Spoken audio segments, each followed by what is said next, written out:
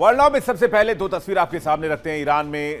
Iran के करोड़ों लोग अपने पूर्व सर्वोच्च नेता आयतोला अली खामनेई को अंतिम विदाई दे रहे हैं। सुपुर्द खाक के लिए जनाजा निकाला जा रहा है। दूसरी तरफ अमेरिका में जश्न का माहौल मनाया जा रहा है। दो परस्पर विरोधी तस्वीरें, एक दूसरे के विरोधाभासी कॉन्ट्राडिक्टरी पेश करती तस्वीर, इससे बड़ी तस्वीर आज की तारीख में नहीं हो सकती।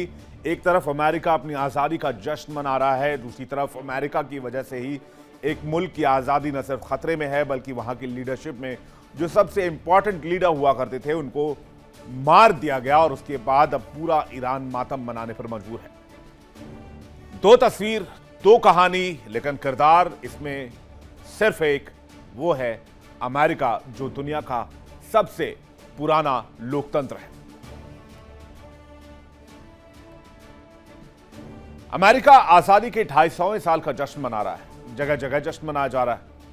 अमेरिका में अभूतपूर्व आतिशबाजी की जा रही है। यह तस्वीर आप देखिए कि किस तरह से अमेरिका को बहुत ही खूबसूरत तरीके से इस लोकतांत्रिक जश्न की तस्वीरें पेश करते हुए देखा जा सकता है। जरा फुल स्क्रीन देखिए, इस तस्वीर का थोड़ा सा लुत्फ उठाइए। इसके बाद इस तस्वीर के पीछे की जो कड़वी हकीकत है वो मैं आपके सामने रखूंगा और अमेरिका के इस 250 साल पुराने लोकतंत्र के किरदार को आपको बताऊंगा। लेकिन उससे पहले तस्वीर देख लीजिए आतिशबाजी की। बड़ी शानदार आतिशबाजी की गई। हर तरफ अमेरिका की वीरता की कहानी, अमेरिका के गौरवान्वित कर देने वाली कहानियां बताई जा रही हैं, सुनाई जा रही हैं। कैसे अमेरिका 250 साल तक आजादी की मशाल लेकर चला है, ये दुनिया को बताया जा रहा है। लेकिन पहले अब ईरान से आती हुई तस्वीर देख लीजिए, उसके बारे में जान लीजिए, उसके बाद हम अमेरिका का किरदार आपको बताएंगे। पूर्व supreme leader ayatollah Ali Khamenei का जनाजा तेहरान से निकल चुका है। भीड़ जनाजे के साथ ईरान के धार्मिक शहर कुम के लिए निकल रहा है। यहां पर दूसरा पड़ाव होगा, उसके बाद जनाजा इराक पहुंचेगा, जहां नजफ में शिया मुस्लिमों के लिए पवित्र स्थल पर जनाजे को रखा जाएगा। इसके बाद जनाजा इराक के करबला में रखा जाएगा, जहां इमाम हुसैन की याद में जुलूस को श्रद्धांजलि दी जाएगी। मैं पीसीआर से रिक्वेस्ट करूंगा इस तस्वीर को फुल स्क्रीन रखें, दर्शकों को दिखाएं। और अंत में ईरान के मशहद में लाकर खामेनी को सुपुर्द खाक कर दिया जाएगा, यानी मिट्टी में दफन कर दिया जाएगा। लेकिन अली खामेनी के लिए मशहद शहर ही क्यों चुना गया, यह भी आप जान लीजिए। खामेनी की आखिरी मंजिल मशहद ही क्यों है? 12 पवित्र इमामों में सिर्फ इमाम रजा ईरान में दफन है, बाकी सभी इमाम सऊदी अरब या इराक में दफन है। मदीना, नजफ, करबला और समरा के इमामों के प्रमुख दफन स्थल है। इमाम रजा को शिया इस्लाम का 8वां इमाम माना जाता है। अब्बासी खलीफा ने कथित तौर पर जहर देकर उनकी हत्या करवाई थी। जहां इमाम रजा दफन हुए वही जगह आगे चलकर मशहद कहलाई। तेहरान के बाद मशहद ईरान का दूसरा सबसे बड़ा शहर है। शियाओं के लिए मशहद मक्का, मदीना और करबला के बाद सबसे पवित्र स्थलों में से एक है। हर साल दुनिया भर से लाखों शिया श्रद्धालु यहां जियारत के लिए आते हैं। अब एक तस्वीर आपको दिखाते हैं। आयतुल्ला अली खामनेई के अंतिम संस्कार में उनके 3 बेटे मसूद, मेसम और मुस्तफा भी शामिल हुए। हालांकि जानकारी यह है कि मुश्तबा खामनेई भी इस सुपुर्दे खाक और अंतिम यात्रा की इसमें शामिल हुए इस कार्यक्रम में। और यहां पर आप IRGC के कमांडर अहमद वाहिदी को भी देख सकते हैं। हालांकि खामनेई के बेटे और उत्तराधिकारी मुश्तबा खामनेई समारोह में आए कि नहीं आए, इसकी फिलहाल कोई गारंटी नहीं है। मीडिया रिपोर्ट्स के मुताबिक इसराइल से खतरा होने की वजह से उन्हें सार्वजनिक रूप से अंतिम संस्कार में हिस्सा नहीं लेने दिया गया है। लेकिन हाँ, उनको उनके पिता की अंतिम यात्रा से पहले देखने की, प्रे करने की अनुमति दी गई थी और उसके बाद यह कार्यक्रम बहुत प्राइवेट रखा गया, ऐसा भी कहा जा रहा है। ईरान के पूर्व सर्वोच्च नेता आयतुल्ला अली खामनेई के राजकीय अंतिम संस्कार में लाखों लोग शामिल हो रहे हैं। ईरानी सरकार का अनुमान है कि तेहरान में आयोजित होने वाली उनकी अंतिम यात्रा में तकरीबन 2 करोड़ यानी कि 15 से 20 मिलियन लोग शामिल हो रहे हैं। आपको इतिहास में 5 बड़े अंतिम संस्कार के बारे में बता देते हैं, कहां कितनी भीड़ लगी थी और इस बार कितनी भीड़ लगने जा रही है। 1969 स्क्रीन पर ग्राफिक्स लीजिएगा PCR, thank you. 1969 CN Annadurai, Tamil Nadu के पूर्व मुख्यमंत्री CN अन्नादुराई की अंतिम यात्रा में इतिहास की सबसे बड़ी भीड़ आई। उनके अंतिम संस्कार में तकरीबन 1.5 करोड़ लोग शामिल हुए थे। जन सैलाब की वजह से यह कार्यक्रम Guinness Book of World Record में दर्ज किया गया।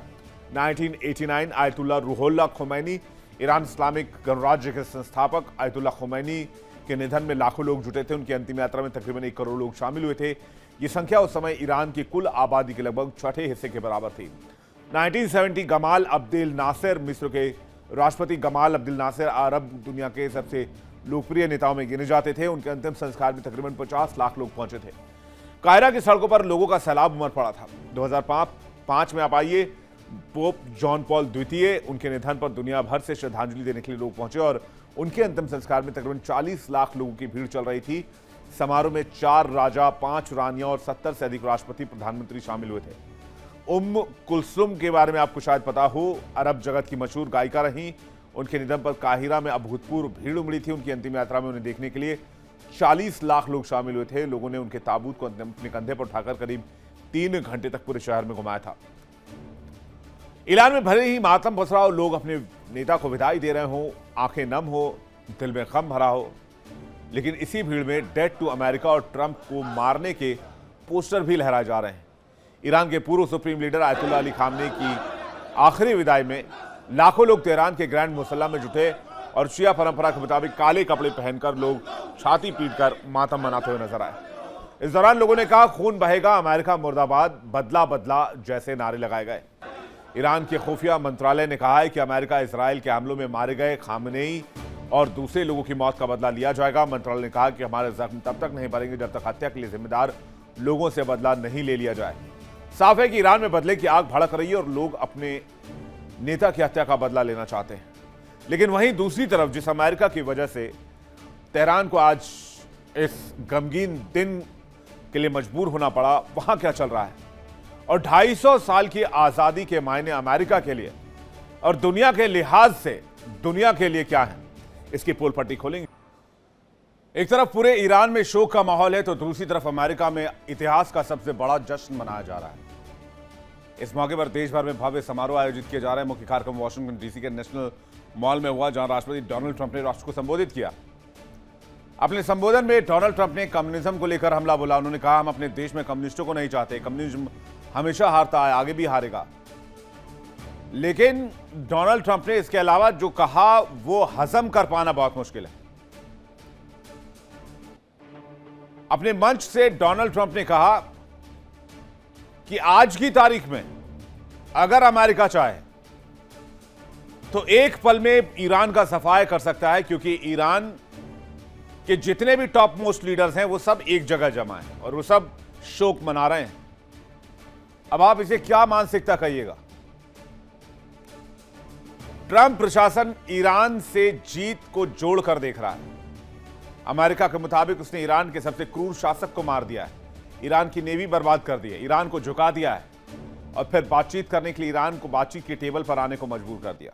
यह अमेरिका को लगता है, पूरी दुनिया को नहीं लगता है। अमेरिका को लगता है ईरान को उसने काबू कर लिया है और इसी वजह से इस जश्न को बढ़ा चढ़ाकर पेश किया जा रहा है। अमेरिका दुनिया को दिखाना चाहता है कि जिस 8 राष्ट्रपति ईरान के सामने सरेंडर करते आए, वो आज एक धोखे से अली खामनेई को मारकर जश्न मना रहे हैं। लेकिन सोचिए, वो देश जो जंग में बर्बाद हुए,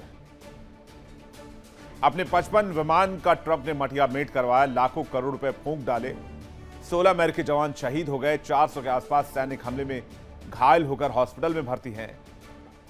हॉर्मुज बंद का बंद पड़ा रहा, मिन्नतें की जाती रही, बावजूद इसको डोनाल्ड ट्रंप को लगता है कि वो जंग जीत चुके हैं। ट्रंप को यह तक समझ नहीं आया कि जिस जंग के कारण दुनिया में बदनामी हुई, अमेरिकी हथियारों पर से दुनिया का भरोसा कम हुआ, फिर कैसे जीत का दावा अमेरिका कर सकता है। आज जब भले ही अमेरिका ट्रंप ऊंचे ऊंचे सपने दिखा रहे हो, लेकिन दुनिया जानती है कि अमेरिका की स्थिति आज की तारीख में क्या हो चुकी है। आज तक अमेरिका की जो साख बची हुई थी वो भी ईरान जंग में धुल गई। कहने को तो अमेरिका ताकतवर है, लेकिन ट्रंप कितनी भी हाँक लें, दुनिया को इस बात पर भरोसा नहीं है और दुनिया जानती है कि जो सब किया जा रहा है ये सब मिड टर्म इलेक्शंस को लेकर किया जा रहा है। आगे आपको बताएंगे कि 250 साल में अमेरिका ने कितनी जंगें लड़ी और क्या क्या हासिल हुआ।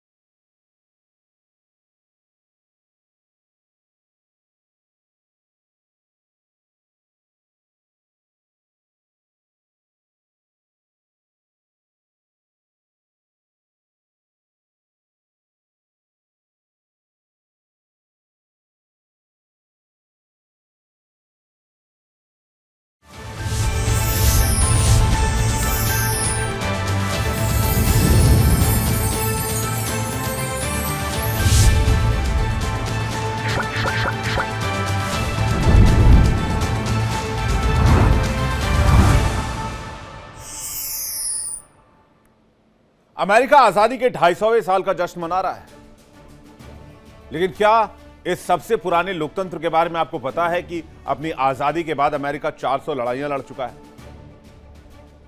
11 बार युद्ध घोषित किए गए, 400 से ज्यादा सैन्य अभियान चलाए गए। पूरी दुनिया को बारूद की भट्टी पर बिठाने वाले देश का नाम अमेरिका है और इन युद्धों ने अमेरिका को महाशक्ति बनाया। लेकिन वियतनाम, अफगानिस्तान और इराक जैसी लड़ाइयों ने अमेरिका की सीमाएं भी उजागर कर दी। तो क्या बदलती दुनिया में अमेरिका का वैश्विक दबदबा चुनौती के दौर में? और इसी का एक नमूना ईरान की लड़ाई में दिखा है। हालांकि ईरान जंग को भी अमेरिका ने सैन्य अभियान ही बताया था, कोई वॉर डिक्लेयर नहीं किया था। जरा अमेरिकी इतिहास देख लीजिए, जो कॉलर खड़ी करके अमेरिका चलता है, दुनिया के सबसे पुराने लोकतंत्र होने का तमगा सीने पर लगाता है, 4 जुलाई को 250वें साल का जश्न मना रहा है। अमेरिका ने विदेश में तकरीबन 469 बार सैन्य दखल किया है। इनमें 36 को बड़े जंग के तौर पर देखा गया। संविधान के मुताबिक 5 युद्धों की सिर्फ औपचारिक घोषणा की गई है, बाकी सब के सब दखलंदाजी थे। किसी न किसी संप्रभु देश में घुसकर जबरन कार्रवाई करने की कोशिश थी। 250 साल में 229 साल जंग में गुजारा है अमेरिका ने। 1945 के बाद से अमेरिका जंग में और आक्रामक हो गया। बड़ी बात यह है कि समय के साथ जंग की संख्या घटी नहीं बल्कि बढ़ती चली गई। 1976 से 1945 तक यानी पहले 170 साल में अमेरिका ने करीब 90 सैन्य दखल दिए, लेकिन उसके बाद सिर्फ 80 सालों में यह आंकड़ा 300 से ऊपर चला गया। और यह मुल्क खुद को लोकतांत्रिक मुल्क कहता है। कुल 469 दखलों में से आधे से ज्यादा यानी 251 सिर्फ 1991 के बाद हुए। यानी शीत युद्ध खत्म होने के बाद जब अमेरिका को दुनिया की इकलौती महाशक्ति माना जाने लगा तो अमेरिका ताकत के नशे में पागल हो गया। भूगोल के लिहाज से देखें तो 1/3 से ज्यादा दखल लैटिन अमेरिका और कैरेबियन इलाके में हुए, जबकि पूर्वी एशिया प्रशांत में 23% और मध्य पूर्व यानी कि मिडिल ईस्ट और उत्तर अफ्रीका में 14% तक यह दखल जारी रहा। अमेरिका के साथ जंग के बारे में कुछ और बातें जान लीजिए। अमेरिकी क्रांतिकारी युद्ध 1775 से 1783 ब्रिटेन के खिलाफ यह युद्ध अमेरिका की जीत और स्वतंत्रता के लिए थी। इसके बाद आ जाइए फर्स्ट वर्ल्ड वॉर 1917 से 1918 मित्र राष्ट्रों के साथ मिलकर अमेरिका ने इस महायुद्ध में जीत हासिल की। Second world war Germany, Japan, Italy के खिलाफ अमेरिका की निर्णायक जीत हुई। कोरियाई युद्ध 1950 से 1953 युद्ध बिना किसी स्पष्ट जीत या हार के युद्ध विराम पर खत्म हुई। वियतनाम युद्ध 1950 से 1975 अमेरिका को एक लंबे और घातक संघर्ष के बाद पीछे हटना पड़ा। 1947 से 1991 सोवियत संघ के विघटन के साथ अमेरिका विजेता बनकर उभरा। इराक 2003 सद्दाम हुसैन की सरकार गिराई गई, लेकिन अमेरिका जीत नहीं पाया। अमेरिका ने इन तमाम युद्धों में अब तक सिर्फ 5 की आधिकारिक घोषणा की, बाकी सब की सब दखल अंदाजी थी।